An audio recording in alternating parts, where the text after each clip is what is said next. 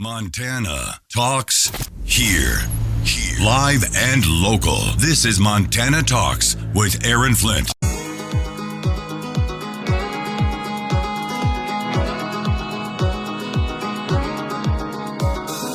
Talking about the issues that matter to Montana statewide. This is Montana Talks with Aaron Flint. You know, I didn't even know that Henry Kriegel with Americans for Prosperity Montana, I was chatting with him the other day and, talking about a whole bunch of stuff. But I didn't know this. I didn't know Henry Kriegel, once upon a time, attended Columbia University in New York City. Henry Kriegel's been a freedom fighter. He was working with Reagan in Afghanistan in the 80s. He was a big Tea Party leader here at the local level in Montana in the early 2010s. And now he's, of course, the Deputy State Director for Americans for Prosperity Montana. But I didn't know that he went to Columbia University.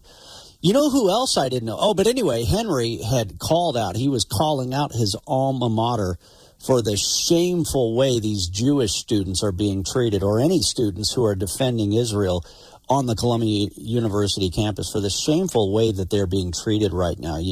Basically they're forcing all these kids now into remote learning because the threats and the violence and the intimidation against these Jewish students was so grotesque that they had to shut down classes, not only for Monday, but then again on Tuesday. And now, apparently, for the rest of the semester, they are doing remote learning. And one of our listeners made a good point that messaged us on the Montana Talks app yesterday. They said, I don't think Columbia shut down classes because they're trying to protect their Jewish students. I think they shut down their classes because they're trying to protect their reputation, because so many of their professors and so many of their students are on full display with their anti-American garbage and with their anti-Semitism, and it is a straight-up embarrassment for Columbia University right now. So they shut down classes to try to protect their reputation from the embarrassment that is so many of their professors and so many of their students, that they are indoctrinating with this anti-American, anti-Semitic garbage now for years. So I didn't know that Henry had gone to Columbia University, but you know what? He called them out for the shameful actions that are taking place right now. Some of the latest video footage, if you haven't seen it, shows these professors and these students fighting with law enforcement. Law enforcement finally went in to clear them out, to clear out these rioters threatening violence against Jewish students, and they started fighting with law enforcement. You know who else I didn't know went to Columbia University? I just saw this via X. The Montana Republican Party just shared this message yesterday.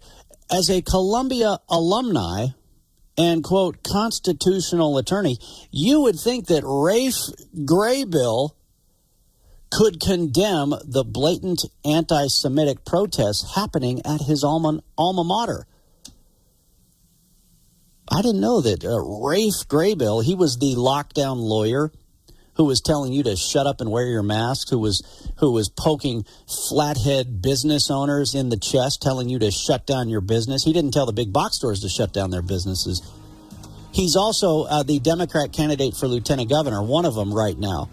So why won't Rafe, maybe he has, maybe in the meantime he has, I haven't seen it yet, but why had he refused to call out his own alma mater? Why do so many Democrats refuse to condemn the anti-Semitism on full display in their party on their college campuses that they own? If you are concerned about the transients invading Billings, Bozeman, and Missoula, there's an important U.S. Supreme Court case to watch. I've got the details, MontanaTalks.com. News Talk 970 and 103.3 FM KBUL. Your home for Fox News, Hannity, Bongino, and Montana Talks with Aaron Flint.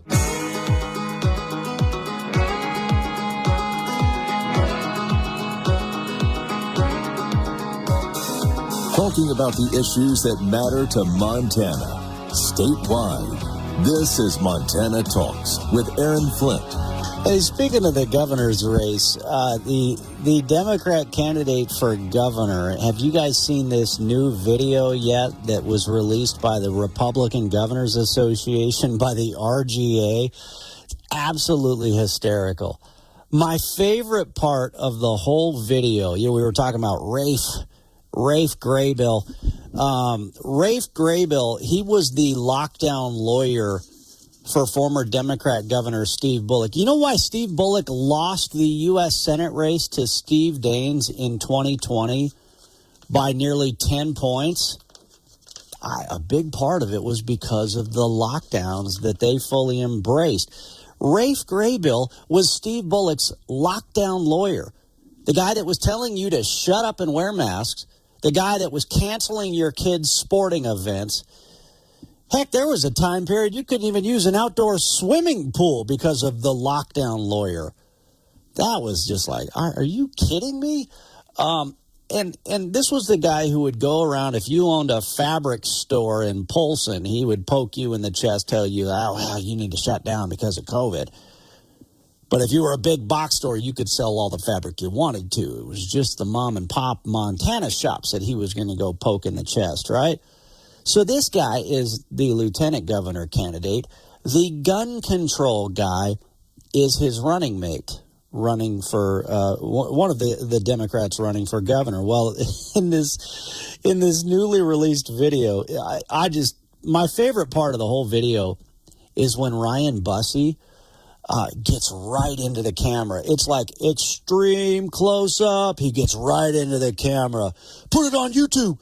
Put it on YouTube, Greg. Put it on every single channel, Greg. I'm watching you. It's just hysterical because I've gotten to see two different Ryan Busses. The first Ryan Busse was the guy who came in wagging his tail, pretending to be moderate. Oh yeah, no, I even though I was getting paid $150 an hour by California to testify in support of their gun control bill. No, I support gun rights. Yeah, no, I love guns. Love guns. Yeah, that was the first Ryan Busse. The second Ryan Busse, I think he knew he needed to step it up. He came in ready to fight. And it was fun. We had a fun conversation. And when I see the extreme close-up of Ryan Busse in this video, I'm like, there he is. That's the Ryan Busse we all know from Twitter. Here he is trashing Kalispell, and he's touting AOC as one of the smartest people he's ever worked with, Alexandria Ocasio-Cortez. Let me play the audio for you here, for those of you who haven't seen or heard it yet. I'm not embarrassed about anything I'm running on. Go put it on YouTube. Put it on every single channel, Greg. I'm watching it. We've got to find ways to make childcare more expensive. The two smartest people I've ever testified in front of are AOC and Jamie Raskin. I live in Kalispell. Some of you might have heard, it's not the most enlightened looking place in the world. The Democratic Governors Association believes that we can win. Oh, man. I'm telling you, you got to go watch this video, though. It's absolutely hysterical. I'm not embarrassed. Let me read the transcript for you, since the audio might have been a little hard to hear there. I'm not embarrassed about anything I'm running on. Go put it on YouTube. Put it on every single channel, Greg. I'm watching you. He's referring to Greg Gianforte, the governor there, of course. And then he says, we've got to find ways to make childcare more expensive. And then he says, the two smartest people I've testified in front of and prepared with are AOC and Jamie Raskin. AOC is, of course, Alexandria Ocasio-Cortez. He says she's one of the smartest people he's testified in front of and prepared with. And then Jamie Raskin is the other one. Who is Jamie Raskin? Jamie Raskin is the 2000 election denier. He's the election denier from the 2000 Bush v. Gore elections, who thinks that Donald Trump should be put behind bars because Donald Trump has criticized the 2020 election. See, it's okay for Jamie Raskin to criticize the election of 2000, but it's not okay for Donald Trump to criticize the crazy election of 2020 and all the shenanigans that obviously took place in the 2020 elections. But then what about this line? What do our KJJR listeners think about this line? He says, I live in Kalispell. Some of you might have heard it's not the most enlightened political place in the world. Well, do enlighten us there, Ryan. If you despise Kalispell so much, then why do you live there? I mean, you didn't grow up there. You're not from Kalispell. Heck, you're not even from Montana. If you don't like it so much, why do you live there? Well, the property taxes far lower than other parts. I guess Ryan Busse could have lived in Missoula. He could move to Missoula, but you know what? The property taxes would be a lot worse in Missoula, wouldn't they, Ryan? Well, why is that? Well, because they've got Democrat county commissioners down there in Missoula. And, Ryan Busse, his taxes, he hardly had any sort of a property tax increase at all. I think it was like $60. And so, but that's because Kalispell has Republican county commissioners. And so, Ryan Busse may not like Kalispell, but do you think he's going to move to Missoula? Man, he'd have to pay a lot more property taxes into those Democrat county commissioners, wouldn't he? A lot more. And then he wouldn't be able to use the parks because the transients, are defecating in the water fountains and leaving drug needles down on the banks of the Clark Fork River. So it's be really tough. So as much as Ryan Busse really despises the people of Kalispell, he's going to stay there, because he gets to benefit from the better policies of a Republican county commission than the Democrat county commissioners down in Missoula. All right, 406-294-0970, the number for you, or you can message us on our Montana Talks app. We've got the phone lines open for the next 2 hours.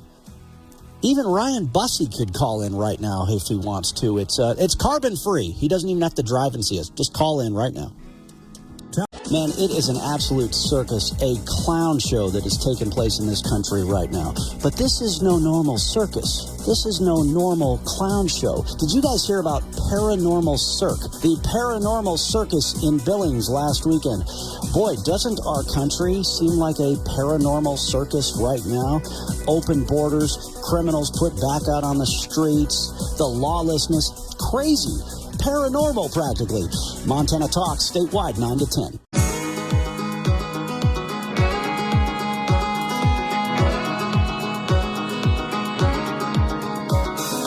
Talking about the issues that matter to Montana, statewide.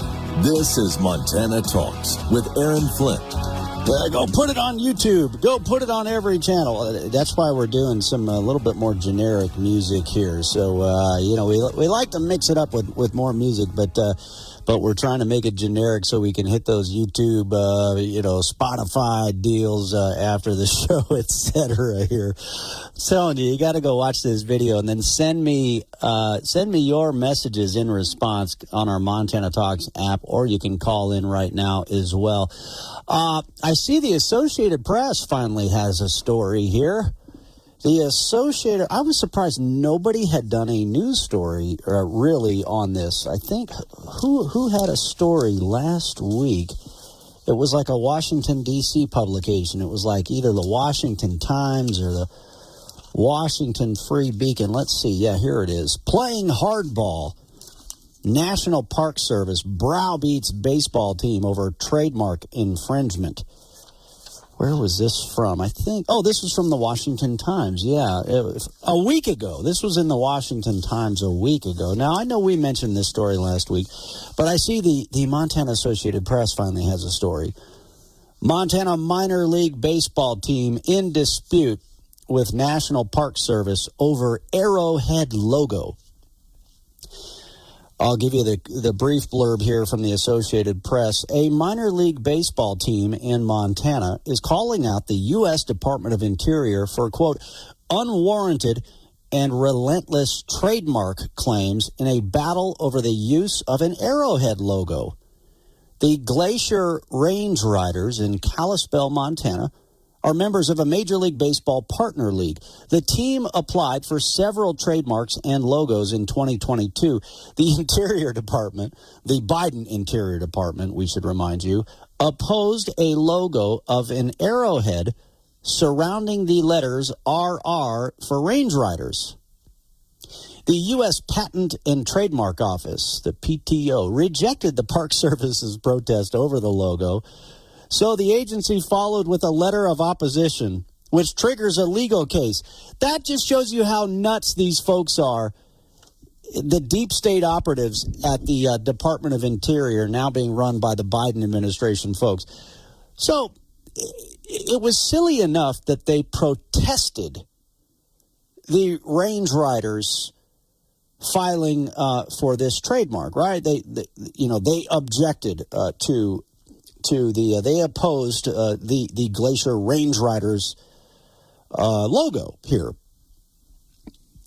And the U.S. Patent and Trademark Office rejected the U.S. Department of Interior and stood by the Glacier Range Riders in Kalispell, Montana. Now, you'd think that would be enough to say, okay, hey, you silly freaking clowns at the Department of Interior, okay, you filed your objection, you got denied by the U.S. Patent and Trademark Office. Okay, maybe you can go back and focus on more important things now. Oh, no. They had to double down. They want to still keep fighting this fight. And that's what they're doing. Let me see this Washington Times story from a week ago. Playing hardball, National Park Service browbeats baseball team over trademark infringement. A lower-level minor league baseball team says the National Park Service is trying to bully it into giving up its Arrowhead logo, complaining that people might be unable to tell the difference between the federal agency and a baseball club. Playing the role of David is the Glacier Range Riders, based in Kalispell, Montana. That leaves the Park Service in the role of Goliath, throwing the weight of the federal government behind its effort to bury the team under a mountain of paperwork and legal bills. I'll bet you whatever bureaucrat is behind this trademark battle with the Glacier Range Riders, I'll bet you they couldn't even reach home plate if they were allowed to throw out the first pitch. But these lightweights, they sure like to use the heavy weight of the federal government to go against anybody, don't they? KJJR Radio, if you guys didn't see it, maybe they finally prompted the AP to do a story on this. KJJR yesterday, or no, a couple of days ago via Twitter, via X, they shared this. They shared the two logos, so you can see them side by side. And if you go to x.com/Aaron Flint, you can see it. I shared the KJJR tweet here. KJJR shared this. The Department of Interior is suing the Glacier Range Riders for a trademark violation over the baseball team's Arrowhead logo. DOI claims that people will be confused and associate it with the National Park Service. What do you think? And then you can see these two logos right next to each other. And let's see, waste of money, lawyers are bored. I think we just want to go to a ball game and be left alone was another comment in response. You can't even go to a baseball game and be left alone from these nut jobs. And then I shared this. You know, on Friday's show, last Friday, we had Wyoming Congresswoman Harriet Hageman on this show. And she said this. She said, quote, I asked her about this whole dispute over the logo with the baseball team. She says, quote, it shows you that we are being governed right now by unserious people, and it also demonstrates that they have far too much time on their hands and far too much money to spend. We have a government that's $35 trillion in debt, and they're wasting time and money going after a baseball team? I mean, it is. She was spot on. This just shows us how we are governed by unserious people that are running this country into the ground right now. I don't think I got a chance to play this back and forth last week on this show. Montana Congressman Ryan Zinke, he had a chance. He had a back and forth with Interior Secretary Deb Haaland. And anyway, let's listen to part of this back and forth as he was questioning her about this absurd litigation taking place against the Glacier Range Riders. Madam Secretary, are you aware of a local minor baseball team called the Glacier Range Riders? Well, are you aware that your department's litigation over the Glacier Range Riders logo? Are you aware that your department is litigating over their logo?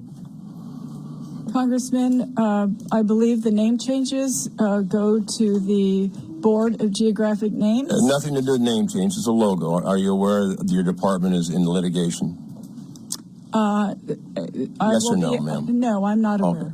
All right. Are you aware that the arrowhead is oftentimes used as a logo in many organizations? No, I'm not aware of that. Well, let me give you an example of an arrowhead being used as logos for those Kansas City guys. This is a numerous, and there are high schools, et cetera, that all use the logos.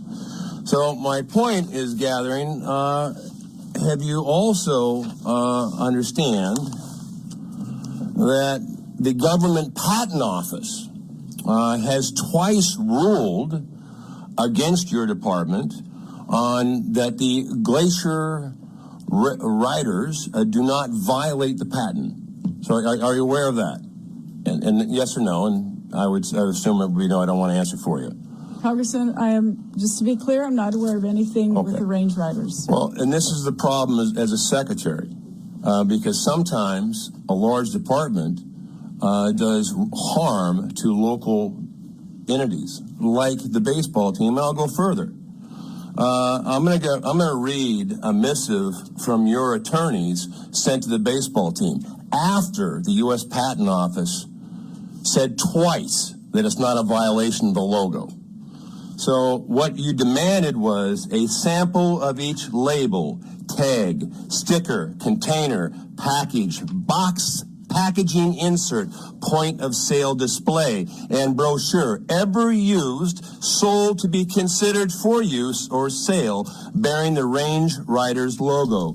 To be clear, the request would also cover production of each and every item sold. You know what? I'm going to need some of those items as well. I demand stickers. I demand jerseys. I'd also like a couple of tickets. Actually, can you get me 5 tickets so I can bring all the kids too? Can you throw in some hot dogs and some popcorn? A couple beers too, if you don't mind, while you're at it. I'm really going to have to dive into detail on this story here. You know, here's the thing. That was over a week ago. Interior Secretary Deb Haaland could say, I'm unaware of that. I'm unaware. Yeah, you're unaware of a lot of things. But you're aware now. Why are we still a week later? Why is this story still out there a week later after she was made aware of it, right? Again, these are unserious people running this country into the ground. Jerry in Columbia Falls, good to hear from you. What's your thoughts? Well, good morning, Darren, and good morning, everybody. Morning. I was just going to say that, you know, the United States government is not complaining about everything that people are doing. I mean, they're not complaining about the use of the clowns when they talk about the Senate and the congressmen. They haven't said anything about those pictures of the clowns representing them. So they're not complaining about everybody. Well, clowns are generic. They would have to be impersonating specific. You know, if they impersonated Krusty the Clown, then you might have a trademark dispute. Jamie Raskin's pretty close. He's pretty close there, right? Yeah, well, I was just thinking, you know, that would be the next thing. And we're not clowns either. So, yeah. Well, that was my take on that. All right. Well, I appreciate it, Jerry. Great to hear from you.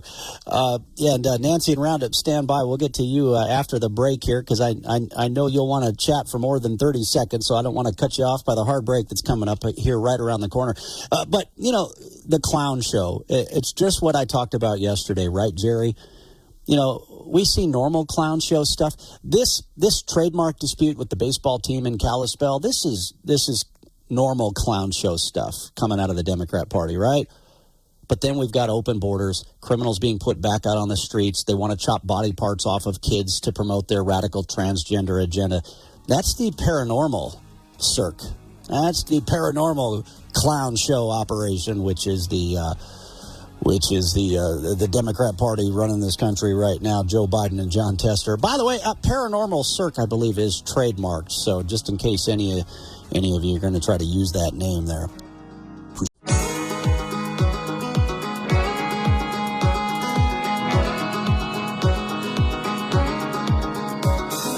Talking about the issues that matter to Montana, statewide. This is Montana Talks with Aaron Flint. Oh, man, yeah. Matt with KJJR, he just sent me a link to all of the Glacier Range Riders merchandise that apparently people can purchase right now. Oh, man, it's I'll bet you their web sales are going to be booming here in the next few days if they haven't been already. You know, you think about it, it's just like that clown in the Chuck Schumer commercial criticizing Navy SEAL veteran Tim Sheehy and the Little Belt Cattle Company for marketing their beef. by in marketing their cattle ranch by having their Little Belt Cattle Company ranch name on pink hooded sweatshirts and coffee mugs. Greg Putnam told us, they completely sold out of the pink hooded sweatshirts, so they're going to get more of those.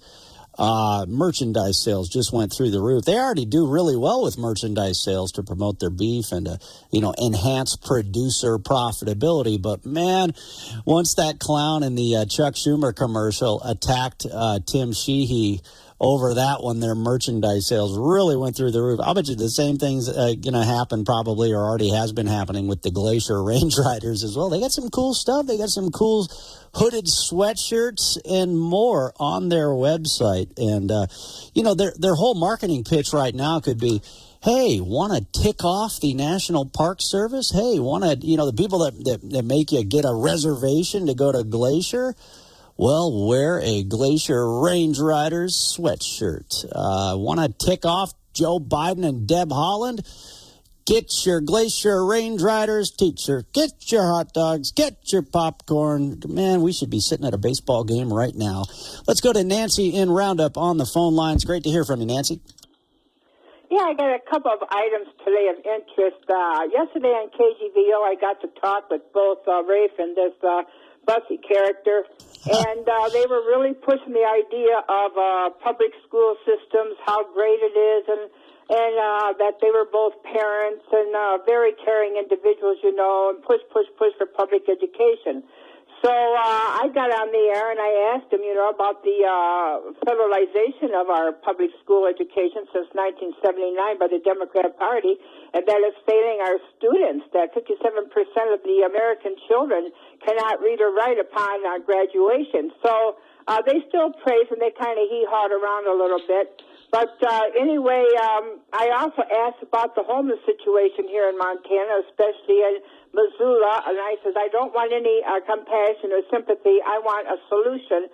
Well, neither one had a solution to speak of because they were talking about the increase of our taxes here in the state. And, of course, all this homelessness and all these specialized building and permits and building of small houses and giving them free apartments and this and that is costing the American homeowner taxes, increase in taxes. Mm-hmm. So their campaign yesterday really didn't have any effect on me or anybody else. Yeah. But I have an illegal alien story. Hold that story for just a second. I want you to share that as well, Nancy. But just real quick, I just had a thought. Because obviously I'm giving Bussy and Grable a hard time here. But I'll hand it to them. Hey, at least they're willing to go on to radio shows and take phone calls from folks like you and other listeners, right? And especially after the primary elections, we'll get more of these candidates on for like the full hour. Think about it. Bussy and Grable, these two radical candidates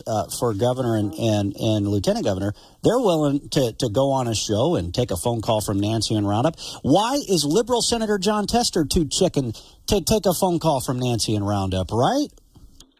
Right, well, because he doesn't feel he needs to. He's got all these globalists backing him now, and he, as far as he's concerned, he doesn't have to wipe the seat on us Montanans anymore. He's You're spot on. He's above all that. So, but You're I spot gotta, on. hey, Yep. Hey, this is an illegal alien story. You know how I am about that. Anyway, I was missing a campaign sign up on Highway West 12. And there had been a crew out there, and I thought that maybe they had thrown it off in the bushes or something. So I went up there to see if I could find my sign because, I have to pay for those.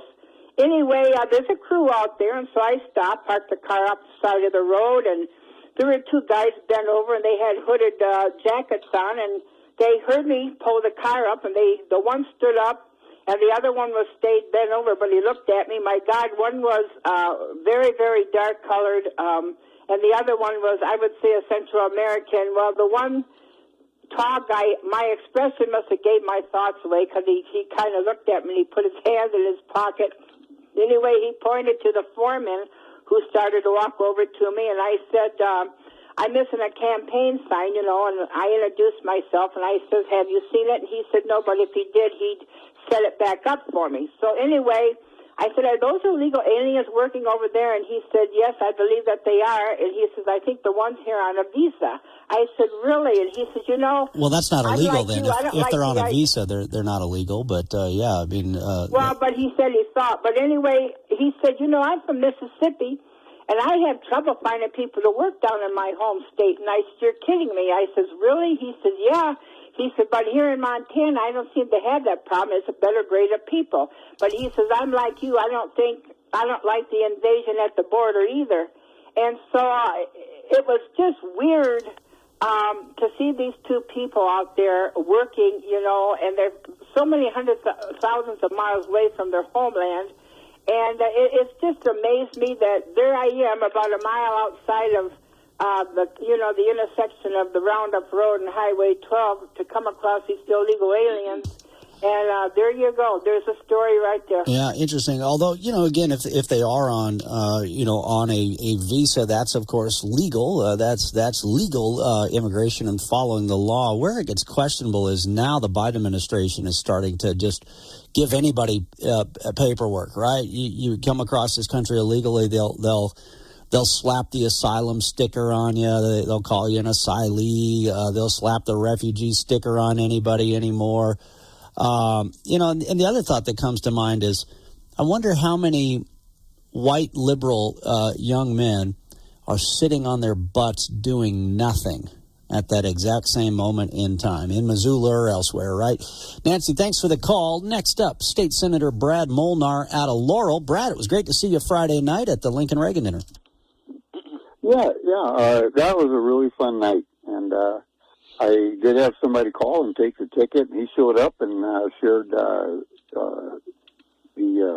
table with my wife and I and several others. And that was with him. It was great. Yeah. That was Chris in Lewistown, a wounded warrior out of Lewistown. Yeah, he said he's the one who got the free ticket you offered up. That was really cool. Yeah.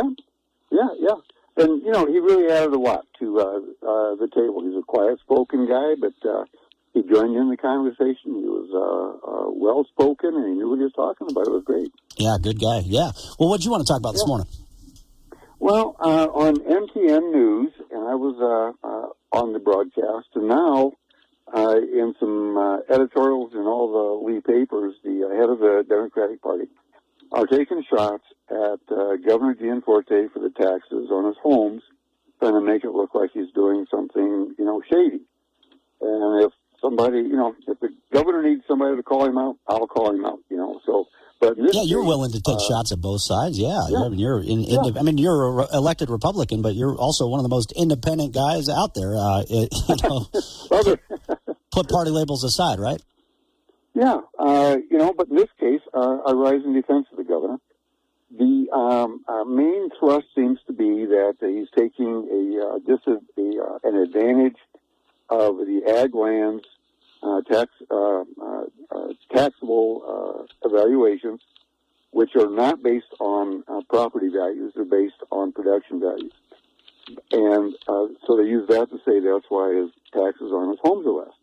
In fact, the home and the 1 acre it sits on are taxed the same as any other home. There is no ag exemption for the home on the property. So they're definitely wrong on that. And if you add it all up, they're saying, well, on percentage, this guy's house went up and that one went down. And I, of course, get a lot of calls on that. But they take a region, an area, and they pick 6 properties that they think are the highest values. That's by state law. And then everybody else's taxes are adjusted according to that. To get one adjuster that then will adjust one home down would be very unique. MTN looked, and they did file the paperwork. They couldn't find anything wrong. But the seedy side of politics now is you don't have to do anything wrong. They will try to make it look like you did. Oh, exactly. And I thought that Montana Television Network piece, it was clearly they were copying and pasting Democrat Party talking points. It was a hit piece. It was a biased liberal hit piece by the Montana Television Network. And yet they still refuse to ever throw tough questions to Jon Tester or the Democrats. And it's like, and yet it was a failed attempt once again. And I think they just hurt their own credibility in the process with that whole attempted hit piece. Yeah, Senator Molnar. Thanks for calling in. I appreciate hearing from you. We got to get to Rock calling in from the middle of nowhere right after this. Phone lines are open for the 9 o'clock hour as well. Your morning cup of Sean. This is the Sean Hannity Morning Minute. When they had this battle of, whether or not this gag order is legitimate, in a fight between Trump's attorneys and the judge, you're losing credibility. Well, why does everybody else involved in the case allowed to talk and give their opinions, and Trump can't go out and defend himself? Seems pretty straightforward. If you're going to let one side talk, you got to let all sides talk. There was no crime here. They made it up. They have to combine a non-existent state misdemeanor beyond the statute of limitations, tie it to a federal felony, which was not prosecuted by the federal government that did look at it. And all of this is just the way that, I guess, American justice works under a weaponized justice system of Merrick Garland and Joe Biden. The conservative underground meets later today on the Sean Hannity Show. Imagine a society with a digital dollar and no cash. No tooth fairy or piggy banks. No more selling extra items for cash. A digital dollar means your life could depend on the internet, electricity, and people you don't know. Plus, it means every penny you have could all be tracked. So goodbye to privacy. That's why thousands of Americans have decided to opt out of the government's plans by talking to Goldco and putting a portion of their savings into physical gold and silver, including Sean Hannity. Sean has personally bought metals from the top-rated company, Goldco, who has an excellent reputation. They've placed over $2 billion in gold and silver, and right now they're offering up to $10,000 in bonus silver while supplies last. So call Goldco at 855-815-GOLD to learn how you could get started today. Tell them Hannity sent you and see if you qualify for up to $10,000 in bonus silver. Call Goldco at 855-815-GOLD. That's 855-815-GOLD. Spring way to drink. Brought to you from the Montana Hot Spring Spas, the hot tub company that your friends recommend, Studio.